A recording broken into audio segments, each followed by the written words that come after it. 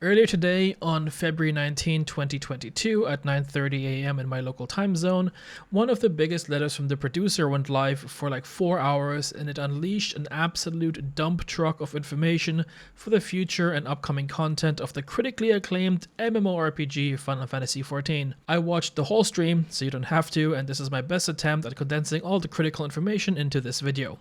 To warn everyone, especially newer players, there will be significant Endwalker spoilers, so if you haven't finished the MSQ yet, please be aware.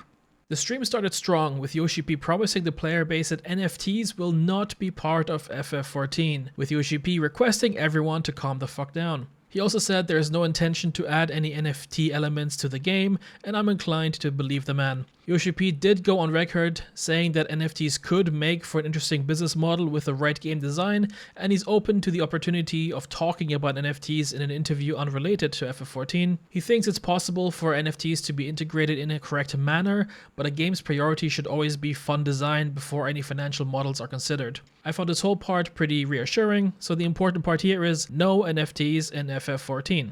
The stream started with an overview of the game's growth and development, which is pretty cool, but I'll skip to the new stuff. I did find it funny that Yoshi P responded to the question as to whether there would be a 1.0 version of the game in the same vein as World of Warcraft Classic, and all he had to say to this is nightmare. Moving on, Yoshida then announced the game's philosophies moving forward for the next 10 years.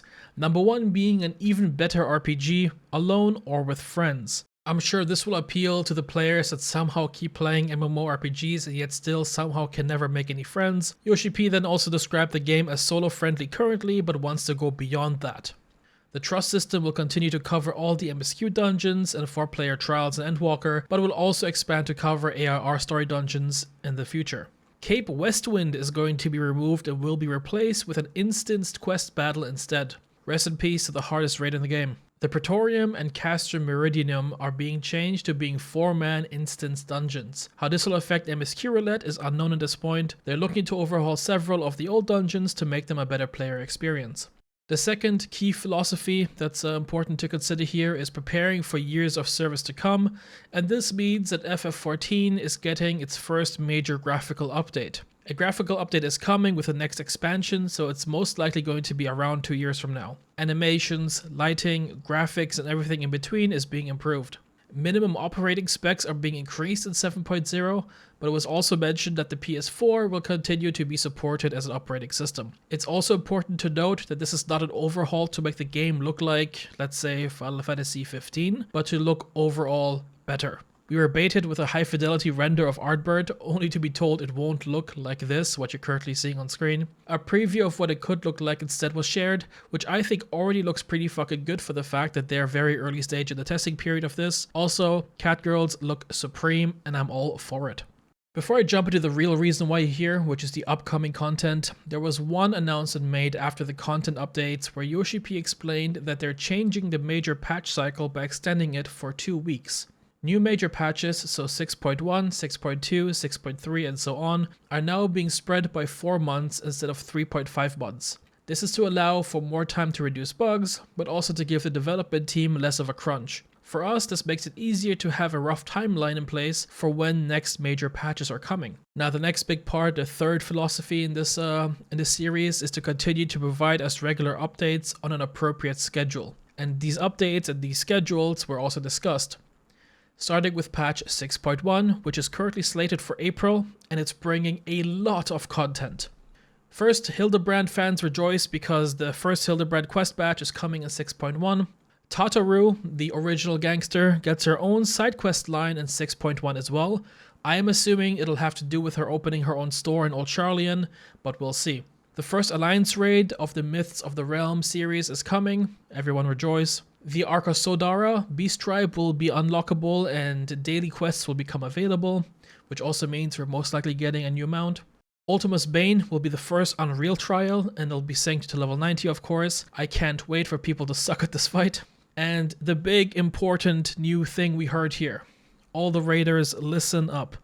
The new Ultimate Raid, Dragon Song's Reprise, is scheduled for 6.11.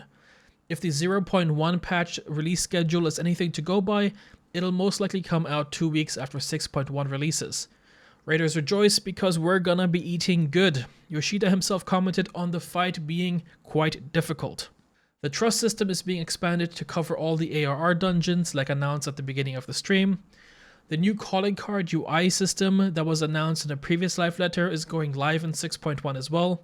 Hrothgars are getting new hairstyles. Ishgard housing along with the lottery system are being released. More information on that in a bit. Custom deliveries for Emilian's the best MILF mom are becoming available. New PvP game mode, the Crystalline Conflict, is scheduled for 6.15. Glamour plates are being addressed and expanded in one of the 6.1 patches. They revealed some additional information in the Q&A at the end, which is that they're working on the glam system piece by piece in a relatively slow way. But at 6.1, we are getting more glam plates. The number we're getting is sufficient for the time being, whatever that means, but this is what Yoshida believes. And the other thing we're getting in a short amount of time is they're increasing the number of things we can store in the glam dresser and the areas where you can equip the plates. So from the sound of it, there is no major system overhaul coming yet, but I'm still huffing my hopium that we'll get a full system overhaul sometime soon. Hopefully this expansion, pretty please.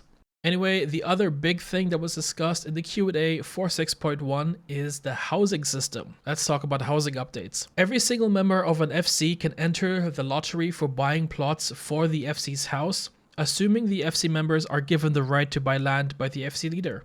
Big FCs thus get more entries for lottery rolls, especially if they all enter for the same lottery for the same plot. If you win the lottery but decide to not buy the plot, you will lose all the money. Therefore, if an FC is trying to buy, a large house or a medium house and they're trying to, spread their chances by entering lotteries all over the place, there's a risk that they win 2 plots and they lose the money on one of the plots. Of course, if you lose the lottery, you get a full refund. Now, as of 6.1, there are 4 purchase systems in the game. There's a lottery for the individuals and a lottery for the FCs, and there's a first come first serve basis for the individuals and for the FCs. Now, it's important to note that as of 6.1, there is no first come first served system at this point in time, but they might use it for some wards in the future depending on player feedback. So at 6.1, all wards will use either the individual or the FC lottery system. They did acknowledge that the first come first serve basis is detrimental for the login queue and for the player experience overall, but it might be feasible once more housing is available in general. If you have any violent reactions to this, you can go complain on the forums where they seem to look at the most feedback, or you can watch my 20-minute rant about the ultimate housing system that I made a few months ago. They also addressed the fact that the game now does have 4 purchase systems, right? So there is still the opportunity for first come first serve basis in the future.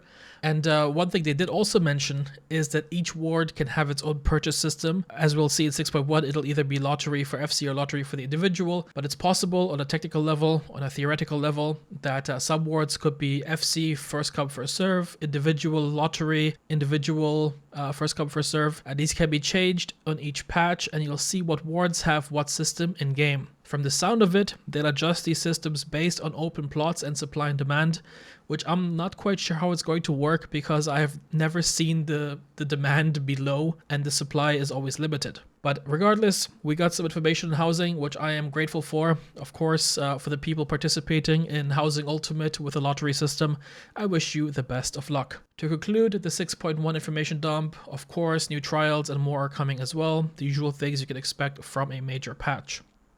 Moving on to patch 6.2. This also has a shitload of content planned and is most likely sometime in August given the 4-month update cycle.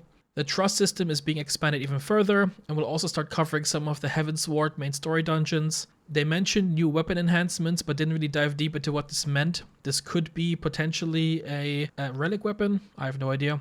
A new system is going to be implemented called the Criterion Dungeon, which will have variable difficulty based on how many players are participating. More details are coming in the future, but this has the potential to be really cool. I'm hoping this could be the 4-man Savage content I've been looking for.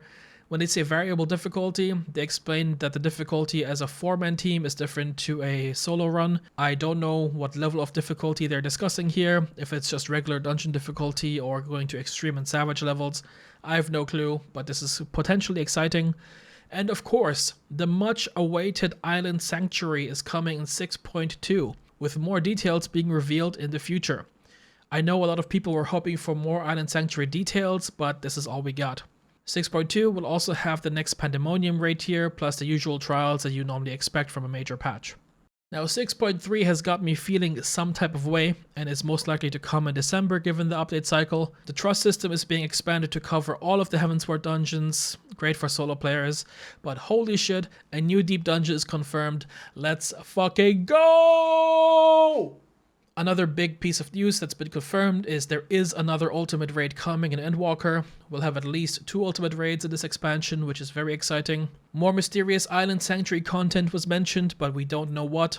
Of course, next Alliance raid in the midst of the Realm series, and more Endwalker trials are coming in 6.3 as well, so this year is going to be quite exciting. There was some vague information mentioned for 6.4 and 6.5, which we can roughly expect for April 2023 and August 2023, based on my ability to count from 1 to 12. And if we stick with the 4-month release window, this is what I'm assuming will be the release dates, not accounting for New Year's and Christmas.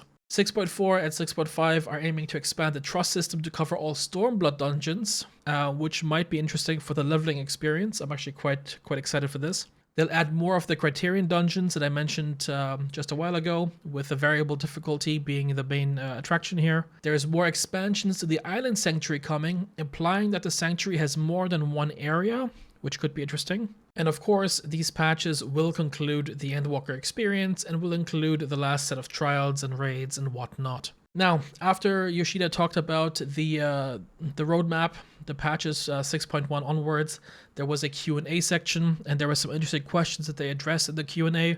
I'll skip all the lore ones, despite how interesting some of them were, to keep this video length relatively short. But if you are a lore enjoyer, I do recommend looking at the VOD. They answered stuff about the Sundering, how many years have passed since ARR, and all the way to Endwalker, stuff like that. There's definitely some interesting stuff for the Xenos fans out there. Even questions about whether we'll see other characters like the twins get older in age in the future were addressed. The 4 questions I want to briefly bring up here.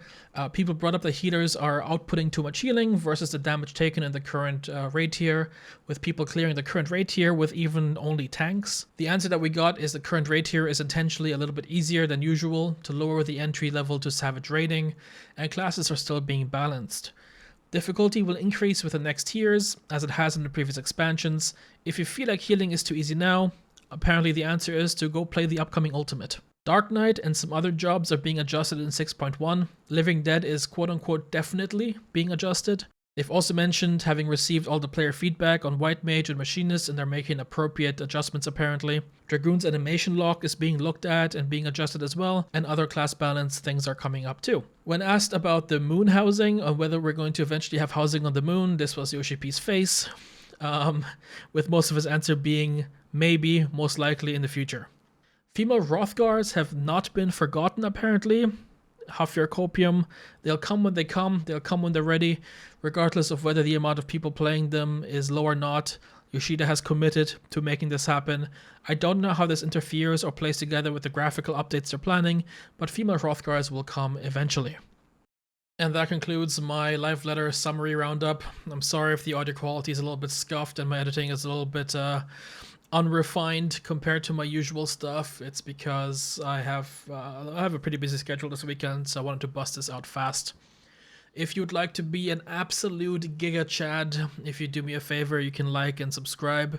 And if you really want to engage with this and help me beat the algorithm into submission, if you can drop into the comments what you're looking forward to, what you're disappointed of, what you were hoping to see and didn't get to see in this particular live letter, I would be very, very grateful.